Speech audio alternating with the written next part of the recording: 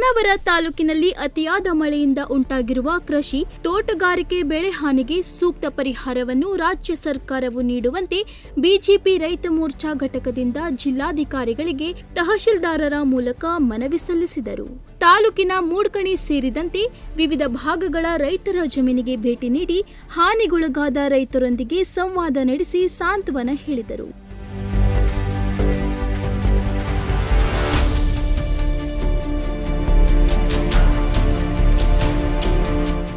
ಸರ್ಕಾರದಿಂದ ನ್ಯಾಯಯುತವಾಗಿ ಮಾನವೀಯ ನೆಲೆಗಟ್ಟಿನಲ್ಲಿ ಮತ್ತು ವಸ್ತುನಿಷ್ಠೆಯಿಂದ ವಿಚಾರಣೆ ಮಾಡಿ ರೈತರಿಗೆ ಸರ್ಕಾರದಿಂದ ಸಿಗಬಹುದಾದ ಪರಿಹಾರ ಕೂಡಲೇ ಬಿಡುಗಡೆ ಮಾಡಬೇಕು. 75% ಅಡಿಕೆ ಬೆಳೆ ಕೊಳೆ ರೋಗಕ್ಕೆ ತುತ್ತಾಗಿದೆ.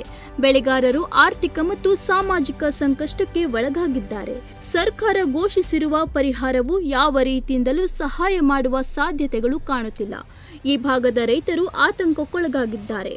ಈ ಹಿನ್ನೆಲೆಯಲ್ಲಿ ರಾಜ್ಯದಲ್ಲಿ ಸರಣಿ ರೈತರ ಆತ್ಮಹತ್ಯೆ ಮುಂದುವರೆದಿದ್ದು, ಈ ಎಲ್ಲಾ ರೈತರ ಆತ್ಮಹತ್ಯೆಗಳಿಗೆ ರಾಜ್ಯ ಸರ್ಕಾರ ನೇರ ಹೊಣೆಯಾಗಬೇಕಾಗುತ್ತದೆ.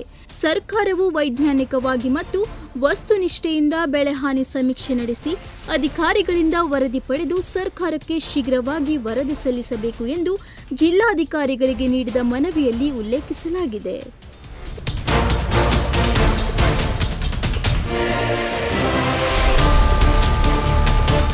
ಸರ್ಕಾರ ನ್ಯಾಯಯುತವಾಗಿ ಸ್ಪಂದಿಸದಿದ್ದರೆ ರೈತರ ಸಂಕಷ್ಟಗಳಿಗೆ ಸ್ಪಂದಿಸಲು ಜಿಲ್ಲೆಯಾದ್ಯಂತ ಉಗ್ರ ಹೋರಾಟವನ್ನು ಮಾಡಲಾಗುವುದು.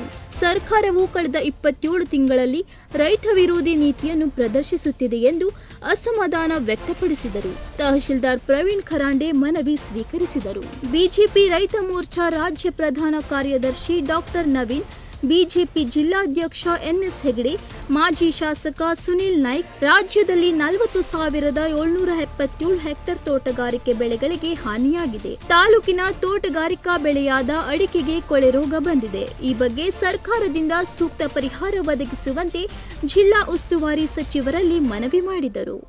ಉಸ್ತುವಾರಿ ಮಂತ್ರಿಗಳು ಇನ್ನು ಒಂದು ವಾರದೊಳಗಡೆ ಎಲ್ಲ ಗ್ರಾಮಗಳಿಗೆ ಭೇಟಿ ಕೊಡುವ ಮುಖಾಂತರ ರೈತರ ಸಮಸ್ಯೆಯನ್ನು, ನೈಜ ಸ್ಥಿತಿಯನ್ನು ತಿಳಿದುಕೊಂಡು ಸರ್ಕಾರದ ಮುಖಾಂತರ ವಿಶೇಷ ಅನುದಾನ ಘೋಷಣೆ ಮಾಡಲಿಲ್ಲ ಅಂದರೆ ನಾವು ಅವರ ವಿರುದ್ಧವಾಗಿ ಉಗ್ರ ಹೋರಾಟವನ್ನು ಪ್ರತಿ ಗ್ರಾಮ ಪಂಚಾಯತಿ ವ್ಯಾಪ್ತಿಯಲ್ಲಿ ರೂಪಿಸೋ ನಿಟ್ಟಿನಲ್ಲಿ ನಾವು ಆಲೋಚನೆ ಮಾಡ್ತಾ ಇದ್ದೀವಿ.